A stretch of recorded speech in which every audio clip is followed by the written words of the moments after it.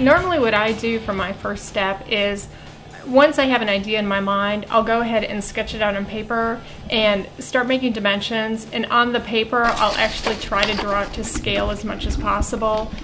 Then with that, I'm able to make a rough 3D model of it, and this also is nothing beautiful or fancy or perfect. It's just enough so that I know that the dimensions I chose, that all the different parts will work well with each other, and that what I had pictured in my mind is actually going to work on the display board that I'm able to use.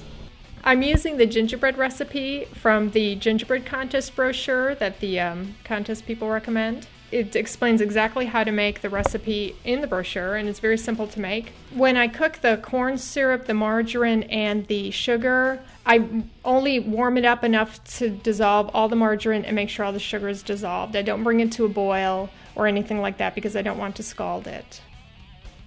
And then you just take that out and you pour it into the flour, and I like to mix by hand. It says in the recipe to use a mixer. I like to do it by hand with a spoon and then get my hands in the dough, and it gets a little messy, but that way you don't add too much flour and you get to feel the consistency of the dough.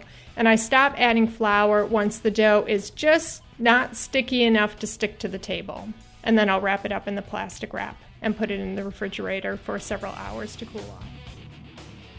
When it comes back out, it's pretty hard, so I normally have to wait for it to come back to room temperature before I can actually start rolling it out.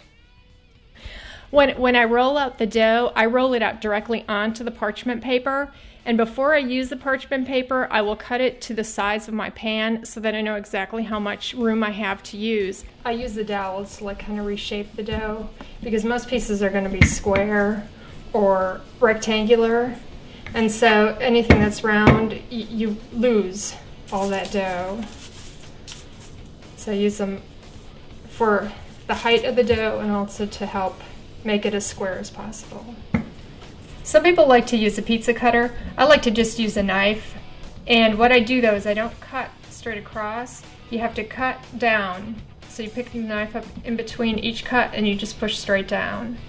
And this doesn't pull the dough or tear the dough, and it gives a nice clean cut.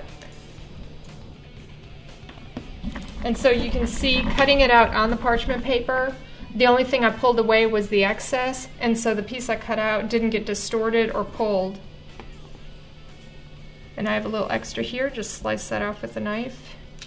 And then another trick I like is if you have a long side that you think got a little wobbly, I just have an old wooden ruler. I just take it and push it straight, just to straighten out.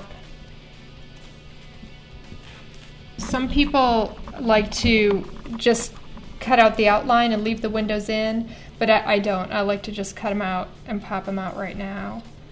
And then after I cut out the pieces, I'll just slide the whole parchment paper onto my pan. I'll put that in the refrigerator for about 15 to 30 minutes, depending on if I have other pieces already baking in the oven. But I put it in the refrigerator to set the dough again, and then I'll bake it in the oven directly on the parchment paper that it's been rolled out on.